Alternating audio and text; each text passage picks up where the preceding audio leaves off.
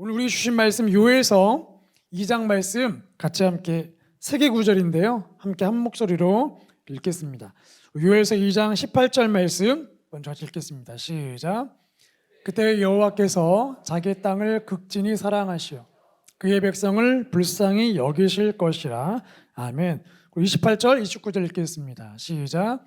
그 후에 내가 내 영을 만민에게 부어주리니 너희 자녀들이 장래일을 말할 것이며 너희 늙은이는 꿈을 꾸며 너희 젊은이는 이상을 볼 것이며 그때 내가 또 내 영을 남종과 여종에게 부어줄 것이며. 아멘. 저희가 잘 아는 말씀이죠. 하나님께서 요엘을 통해서 주시는 말씀, 그때에 무슨 일이 있었고 그 후에 무슨 일이 있었나. 성령님께서 이 성경을 쓰실 때에 우리에게 그 시간의 순서를 잘 따라가라고 이 시간과 관련된 부사를 정확하게 넣으셨습니다. 그때에 그리고 그 후에라는 단어입니다. 요엘서 말씀은 전반적으로 하나님의 진노에 대한 말씀이에요. 이스라엘 백성들이 하나님을 따르지 않기 때문에 내가 너희를 향해 진노하겠다. 특별히 메뚜기 떼를 보내서 너희가 먹는 모든 곡식들을 싸그리 다 없애겠다. 그래서 하나님께서 진노하시는 여호와의 날이 임하면 그런 심판이 임할 것이라는 말씀이 요엘서 전반부에 나옵니다. 하나님은 지금도 살아계시죠. 그 말씀은 우리가 하나님의 말씀을 거역할 때에 하나님은 진노하는 분이시라는 겁니다. 우리가 하나님의 말씀을 따르지 않을 때 하나님은 심판하신다는 거죠. 벌을 내리신다는 겁니다.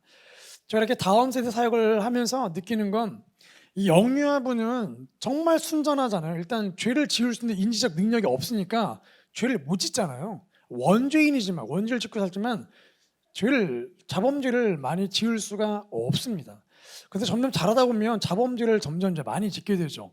그리고 그것이 이제 자기의 삶의 습관이 되는, 고등학생쯤 되면 이제 죄가 자기 인생의 전부가 되어가는, 청년 때 되면 이제 극치를 이제 치르게 되죠. 사람이 죽을 때까지 거기서 벗어나지를 못하게 됩니다.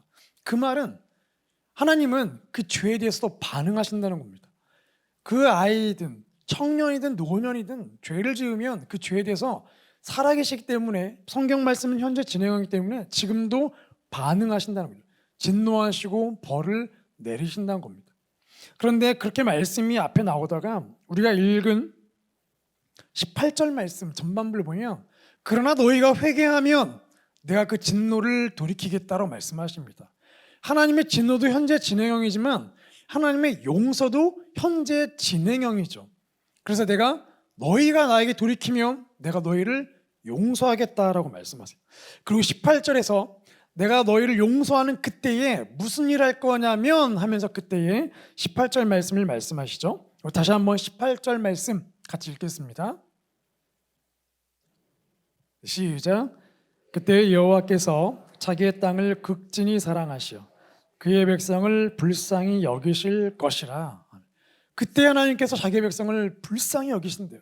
그래서 극진히 사랑하신대요. 그냥 사랑이 아니라 극진히 정성을 다해 사랑합니다.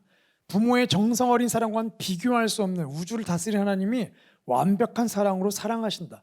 그래서 뒤에 어떤 내용이 나오냐면 그전에는 심판으로 메뚜기 떼를 보내서 모든 곡식을 다 갉아먹고 너희가 먹고 살 게 없어서 굶어 죽을 것이다 라고 말씀하시는데 그때에 너희가 돌이켜 나에게 돌아오며 내가 너희를 극진히 사랑할 건데 그 증거로 너희가 먹을 것을 풍성하게 주시겠다라고 말씀하십니다. 메뚜기 떼가 먹어버린 곡식들을 너희가 감당할 수 없을 정도로 내가 부어주겠다. 마당에는 밀이 가득할 거다. 창고에 더 이상 못 넣어서 마당에 밀이 넘쳐날 것이다. 포도주 넘쳐날 것이다. 이 먹는 거에 대한 복을 주시겠다라고 말씀하십니다. 그게 하나님의 사랑이라는 거죠. 우리가 메슬로우가 말한 욕구 이론을 보면 가장 첫 번째 욕구가 생리적 욕구잖아요. 먹고 자고 싸는 것. 이게 인간의 가장 기본적 욕구입니다. 이게 채워져야 그 다음에 내가 뭔가를 의미 있는 일 하고 싶은 거지, 이게 채워지지 않으면 의미 있는 일에 대한 욕구가 없는 거죠. 하나님이 인간을 창조하셨기 때문에 내가 너희를 사랑해서 먹는 거 먼저 해결해 주겠다라고 말씀하세요. 그런데 그걸로만 끝나지 않죠. 자, 그때 내가 너희에게 먹을 것을 회복시킬 건데 그 다음에 말씀하시는 것이 이제 그 후에 너희가 풍족히 먹게 되면 그 후에 내가 무엇을 할 것이냐라고 하면서 또 다른 영적인 복을 주세요. 앞에서는 육적인 복이라고 한다면 뒤에는 영적인 복을 약속하십니다. 너무나 우리가 잘 아는 말씀. 요한 다시 한번 28절, 29절 같이 읽겠습니다. 시작. 그 후에 너희 자녀들이 장래일을 말할 것이며 너희 늙은이는 꿈을 꾸며 너희 젊은이는 이상을 볼 것이며 그때에 내가 또 내 영을 남종과 여종에게 부어줄 것이며. 너무 우리가 잘 아는 말씀이죠. 우리가 성령의 충만함을 구할 때 우리가 이 구절을 가지고 기도합니다. 근데 그 앞의 내용을 저희가 꼭 기억해야 합니다. 하나님은 진노한 우리를 향해 죄에 대해 진노하시지만 우리가 회개할 때에 하나님 우리를 사랑하셔서 육적인 것을 먼저 채워주신다. 그 후에 주시는 영적인 복이 바로 이 성령의 충만함입니다. 새 영을 너에게 부어주겠다. 이 새 영을 부어줄 때에 모든 세대가 받는 복이 있죠. 젊은이, 자녀들이 받는 복이 있고 늙은이가 받는 복이 있고 젊은이들이 받는 복이 있고 심지어 당시의 남종, 이 종들은 인격적 존재가 아니라 물건 취급을 했는데 물건 취급당하는 그 종들에게조차도 내가 내 영을 부어주겠다 말씀하십니다. 성령에 부어주는데 제한이 없다라는 것이죠. 이 일이 지금도 현재 진행형으로 우리 가운데 일어나고 있습니다. 여러분, 하나님의 회복은 조그마한 속 좁은 회복이 아닙니다. 하나님의 회복은 완벽한 회복입니다. 그 완벽함은 지금도 현재 진행 중이긴 하지만 분명한 건 하나님은 한 번 회복하기로 하시면 완벽하게 회복하시지 중간 어중간하게 하시다가 멈추거나 마음을 돌이키는 분이 아니라는 겁니다. 제가 여기 목양교 온 지 2018년에 왔으니까 지금 이제 6년 됐거든요. 6년 지냈으니까 저와 함께 같이 부서 생활하면서 졸업한 친구들, 청년부로 올라간 친구들이 4년에 걸쳐 있습니다. 처음 만난 중1이 지금 고3입니다. 근데 제가 6년 동안 이 목양교에 있으면서 올해에 굉장히 큰 감동을 받은 사건이 하나 있었습니다.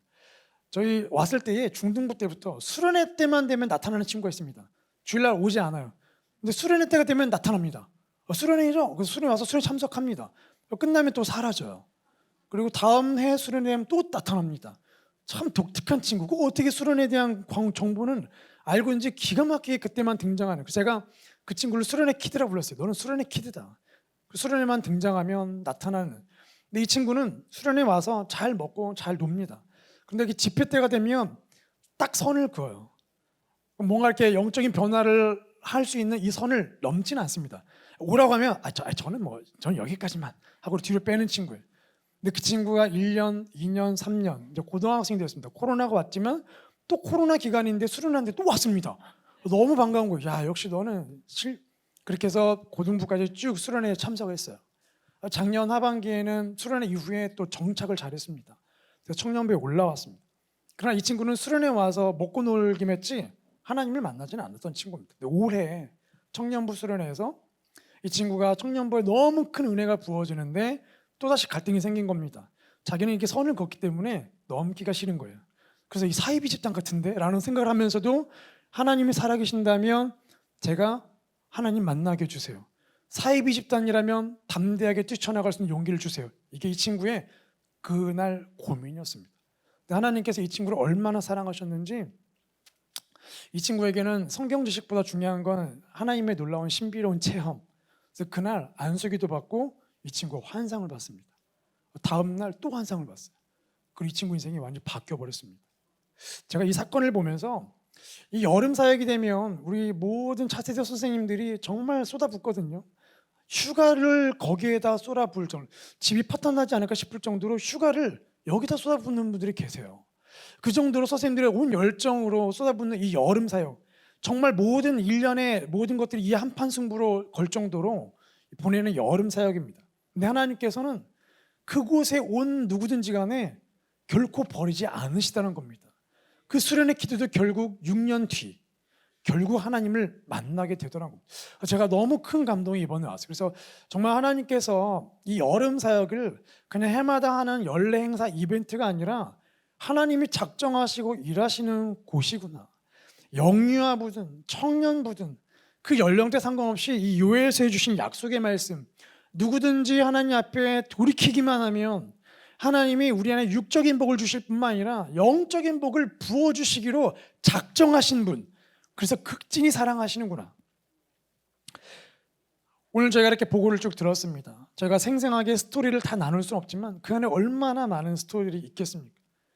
우리 성도님들이 헌금하고 기도해 주시면서 함께했던 이 성령의 역사들은 현장 가운데 지금도 있었고 지금도 이어지고 있습니다.